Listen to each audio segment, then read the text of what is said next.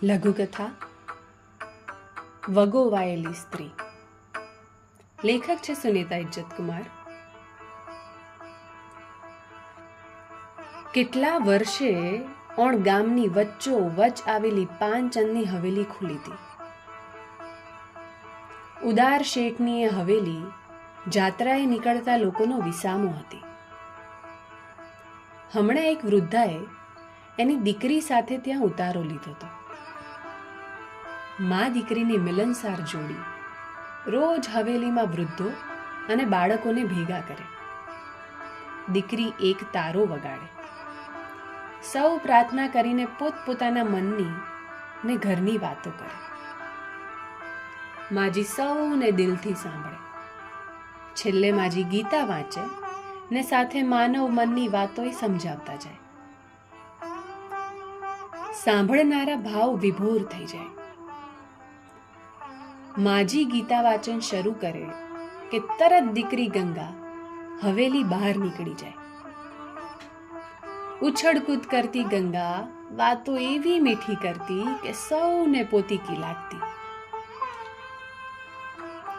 માજીની દેખભાળ રાખવા કે પછી પોતાના સ્વતંત્ર મિજાજને કારણે તે અપરિણિત રહી હશે એવી લોક ચર્ચા થતી.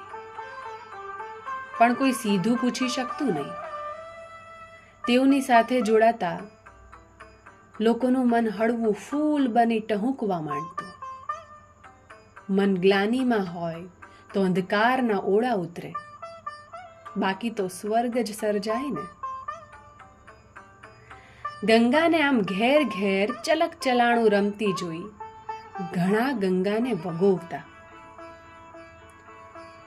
નરવી બાઈને નવરી સમજી નત નવી વાર્તા માંડતા.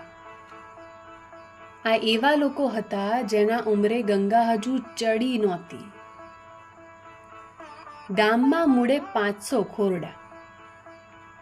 માજી આગળ મન ઠાલવતા લોકોની વાતો સાંભળી ગંગા રોજ જે એમાંના એકાદના ઘરે પહોંચતી.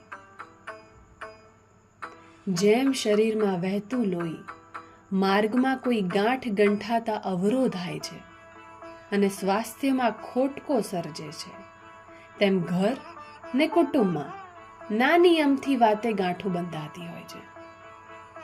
સંબંધોની આડે આવતી ગાંઠોને કોઈએ રસ લઈ ઉકેલવી પડે. ગંગાએ ગાંઠ ઉકેલની રમત જ તો માંડી હતી ને. એ ગામના જણે જણના સ્વભાવ ને ભાવ જાણે. એટલે જ જ્યાં મનભેદ ભાળતી ત્યાં પ્રેમની છડી એવી તો પસવારતી કે 2 જણ વચ્ચેની ગાંઠ ક્યારે ખુલી જતી. 2 ઉછેડે મન ક્યારે પ્રેમથી ઓળ ઘોળ થઈ જતા એ કોઈને ખબર જ ન રહેતી. એકબીજાની સામો ના જોનારી દેરાણી જેઠાણી હોય, ઉંદર બિલાડીની જેમ રહેતી સાસુ વહુ હોય, ઘરના વણસેલા સંબંધોનું વૈતરું જીરવતા માવતાર કે ખુન્નસ ખાઈ ગયેલા એક માના જણ્યા હોય. સૌ વચાડ પ્રેમનું ઝરણું વહેતું કરવું એ ગંગાના ડાબા હાથનો ખેલ હતો. હવે ગામમાં ગંગાના નામની ચણભણ શાંત થઈ હતી. વગોવણી માટે ખુલતા મોં વસાયા હતા. સૌને આંગણે કિલ્લોલ હતો. હવે ગંગાની જાત્રા આગળ ધપવામાં હતી.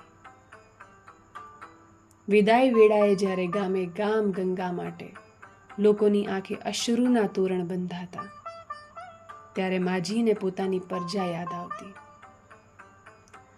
ગંગાએ ઘરમાં પણ આવી જ ભૂમિકા ભજવી હતી. તોય બધાએ એક સંપ થઈને પોતાની ગરવી ગંગાને વરવી કહી. કેવી ઘર બારી કાઢી મેલી હતી.